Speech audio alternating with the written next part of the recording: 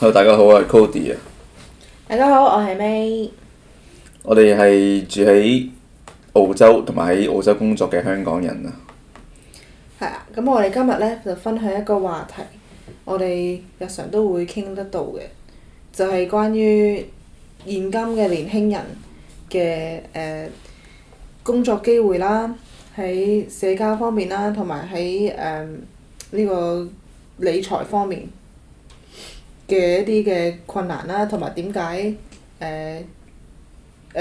啲人話 Gen Z 係唔努力呢，或者唔爭氣呢？ Cody 你有咩睇法？係啊，我都聽講好多比較老一輩嘅人呢，就對 Gen Z 好多怨言啊，就話佢哋點解咁唔用功讀書，就話躺平啊，呢個大陸講法。咁其實我覺得都好合理嘅，因為你揾咁多錢返份工，其實你又冇乜晉升機會啦。因為嗰啲高職位嗰啲位置呢，就俾上一代嘅人或者上上一代嘅人都佔據住。咁其實呢，晉升機會就冇乜，所以你只能夠呢，就做啲比較低啲職位嘅工作啦。咁你就算無論讀幾多書都好啦，個工作俾人佔據咗呢，你都仲係冇乜機會可以上得去。所以其實你唔可以怪呢啲後生仔呢，點解好似冇乜上進心啊，對個工作咁樣。其實後生仔你講緊係邊一群先？因為我哋要分清楚，即係可能係十幾歲同廿幾歲係兩群唔同嘅人嚟嘅。可能十幾歲嗰啲就基本上佢哋都係啱啱出嚟做嘢，都係冇乜人生經驗。咁同埋呢個社會嗰個嘅觀念就係，通常中學讀完書畢業之後，都係出嚟讀大學嘅。咁樣出嚟讀大學呢，咁就要讀3至4年啦，然後先至出嚟做嘢。咁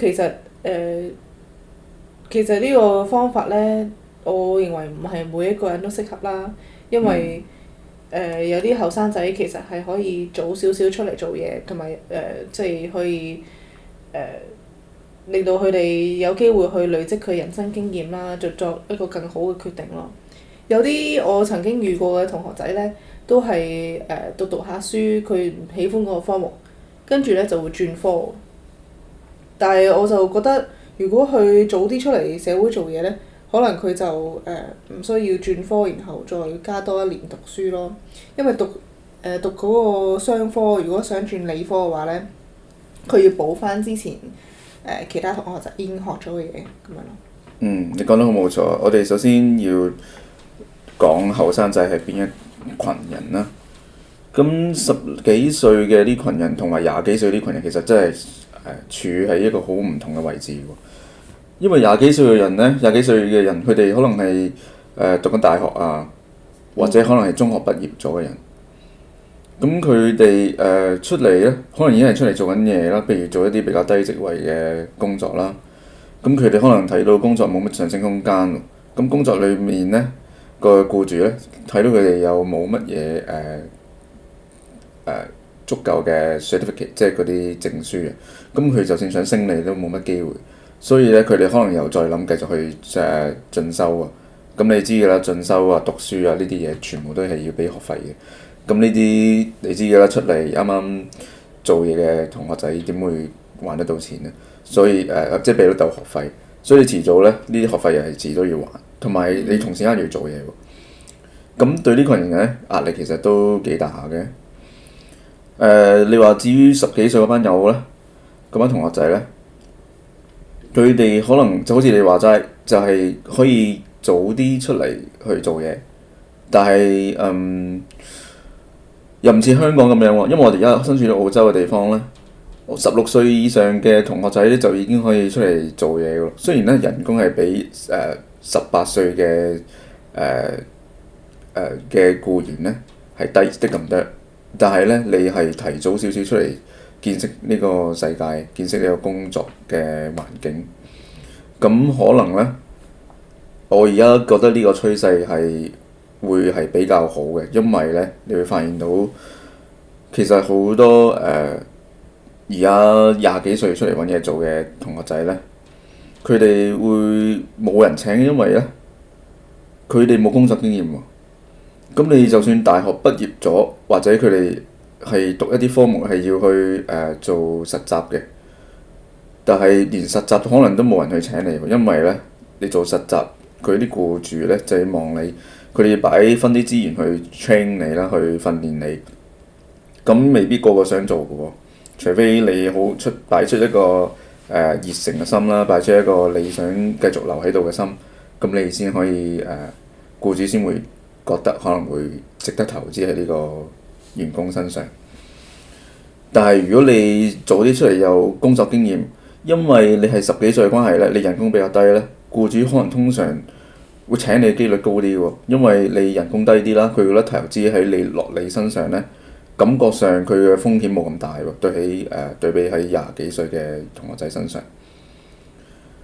但係如果10幾歲出嚟做嘢呢，佢哋嘅心智上面、心態上面係咪可以足夠令到佢哋喺工廠工作嘅環境上面係得到合適嘅對待呢？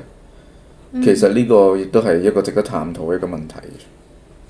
冇錯啊！你提及到就係話僱主個心態啦，請一啲後生少少16歲去到18歲嘅啲群人呢，係即係平啲咁樣啦。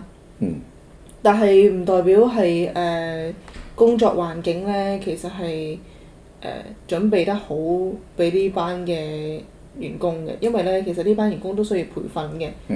咁我覺得其實亦都係相當之危險啦！呢個危險就係在於佢哋自己嘅心智未成熟啦，同埋佢哋自己嘅做事啊、處事嘅方式呢，未必係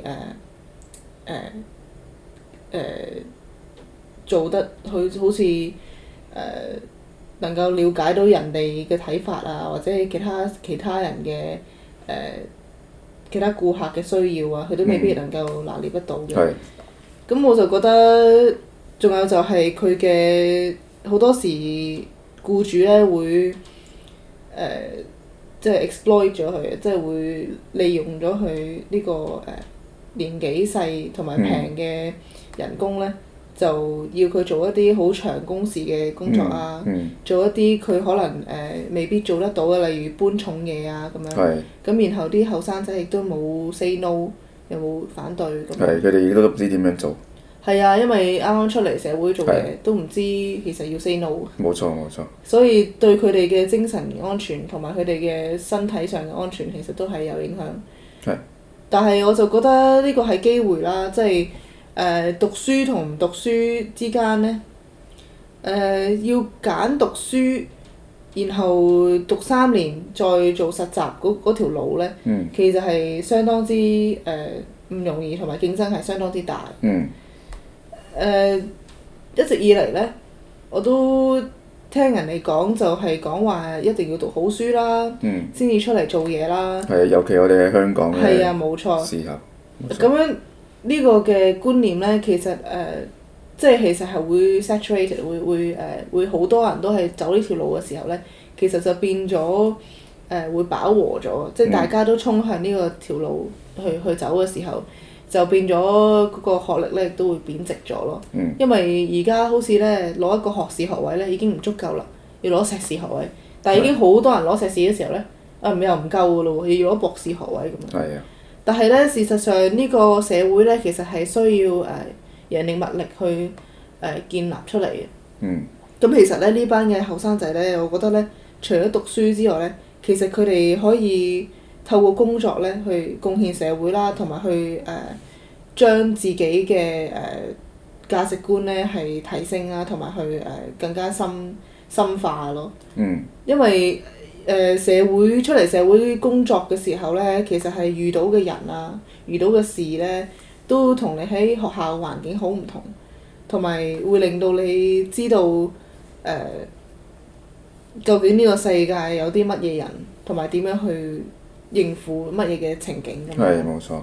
咁其實我就認為咧，打工仔咧並唔係唔努力去工作，或者並唔係唔爭氣嘅。我覺得打工仔，尤其是後生嗰批咧，其實係因為見唔到希望咯，見唔到晉升希望啦，或者亦都見唔到究竟自己將來點樣可以儲得夠錢去應付基本需要啊，同埋覺得不停讀書讀極都唔夠咁樣啦，好似係咯，咁我就覺得其實可以有好多新嘅創新嘅路去行嘅，例如係創業啦，例如係一啲嘅就算係呢啲叫volunteer 嘅活動啊，即係嗰啲義工活動啊，其實都係相當有價值嘅。就算佢哋做呢啲義工係冇收入啦，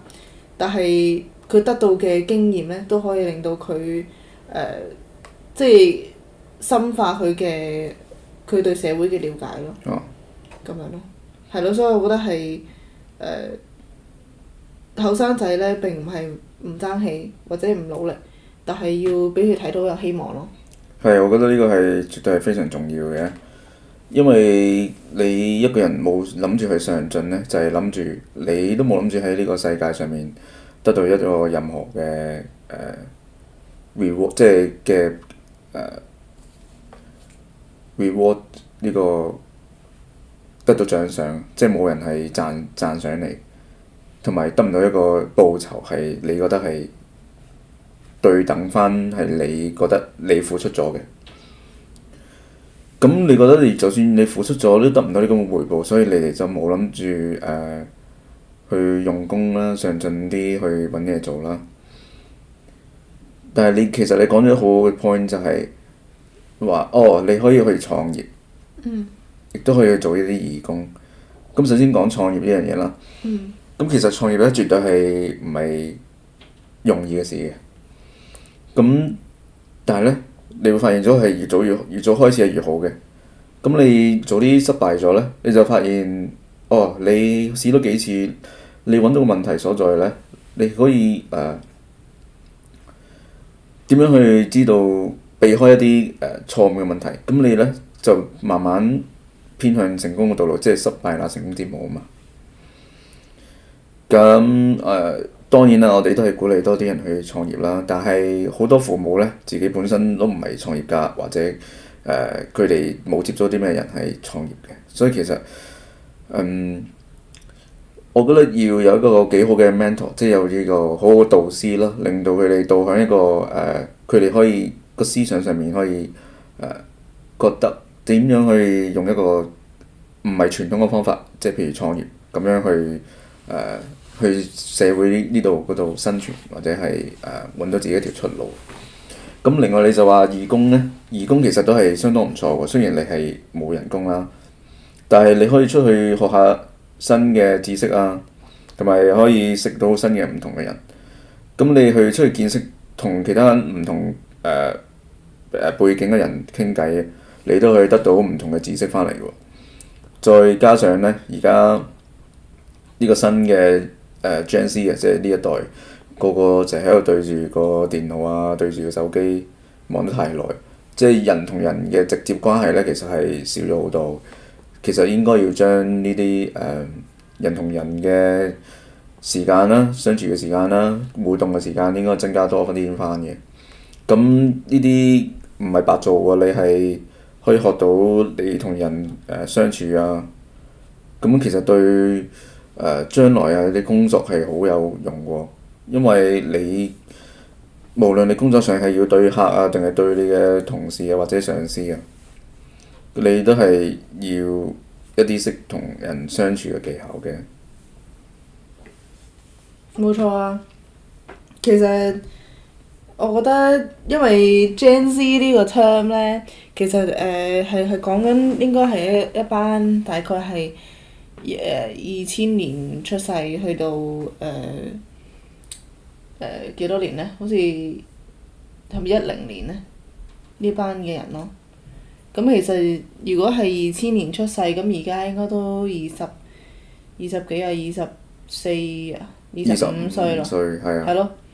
咁啊真係15歲到25歲嘅呢一批咯，即係年輕人啦。啊，咁呢一批嘅年輕人其實都經歷緊好多唔同人生嘅轉變嘅。係咁呢批人就其實創業呢，都唔可以話係完全創新嘅，因為每一代呢都其實有人去創業，先至有新嘅企業㗎嘛。係啊，但係就係因為我哋成長嘅呢個期間呢，唔好話淨係 Gen Z 啊，再前嗰兩代都係啊，嗰啲 Millennials 啊，同埋嗰個係咯 Millennials 同埋 Gen Z 啦，即係再老一批，即係